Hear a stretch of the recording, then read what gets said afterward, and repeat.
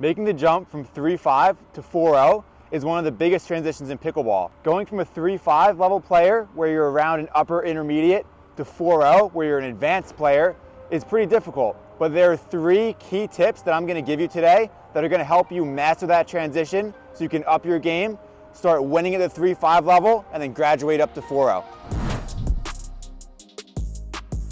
Our first tip is to make sure that you're dinking consistently. At the 3.5 level, players aren't hitting more than a few dinks in a row before one pops up or one goes out. But at the 4.0 level, you're gonna have to hit many dinks in a row, 4, 5, 6, 7, 8, maybe sometimes even more. That doesn't mean your dinks have to be super offensive, they just have to be consistent and land in the kitchen. So remember, when we're hitting our dinks, we wanna get a nice low knee bend, keep our paddle out in front, minimize our backswing and follow through. This is all it takes to dink at the 4.0 level. It's simple, but it's consistent. At this level, people aren't going to be attacking these, but they are going to be hitting them back. So no matter where you are in the court, whether we're moving the ball around, hitting forehands or backhands, we're always going to make sure that we're keeping the paddle out in front, keeping a minimal follow through, and we're keeping the ball in the kitchen. What I see a lot at the 4.0 level even, and especially the 3.5 level, is players start doing too much. So they'll swing, they'll take back swings, they'll take follow throughs, and then the ball ends up popping up. We want to keep it simple. The simpler it is, the more likely it is that it's going to go in the kitchen. Our second tip is to make sure that we're getting up to the kitchen line on offense. That is, when we're serving and have the opportunity to score a point, we need to make sure that we're getting all the way up there and playing the point out from the kitchen line. The 3.5 level, many points are won and lost in transition. That is, they're won or lost in the middle of the court because one team isn't able to get all the way up to the net. At the 4.0 level, we have to get up there, and following up on the first tip, we want to make sure that when we get there, we're dinking. So to do that, we're going to want to hit the majority of our third shots as drops. Usually the key is somewhere around 60-40. That's what most coaches say. Depending on the player, it might be even higher. It might be like 70-30, 80-20. Personally, I hit 90+% of my third shots as drops because I'm trying to prioritize getting myself up to the kitchen line.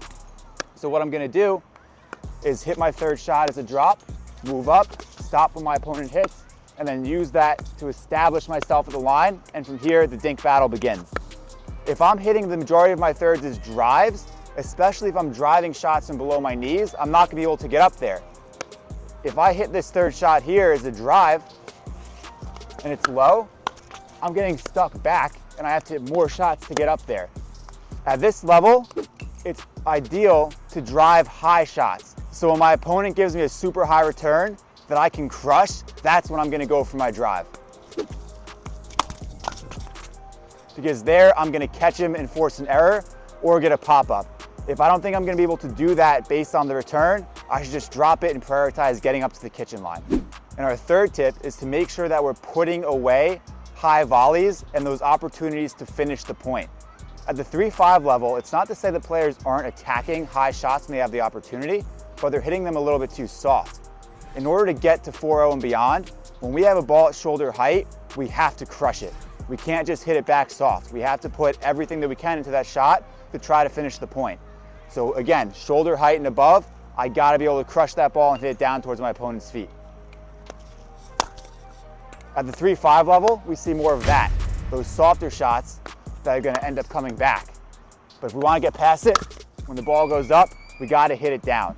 In order to make sure that we're doing that, we gotta get the paddle on top of the ball, and we're gonna swing straight through it with a violent swing, timing it so that the ball is about 6 inches from our body when we hit. So my contact point is about 6 inches from my body. So when I'm making contact with the ball, I'm right about here. You can see that's about 6 inches in front of my body. This gives me a little bit of space to come back before it, hit it, and then follow through. What I want to avoid is getting the ball out here and flicking at it like that, because I can't wind up and create momentum with the paddle.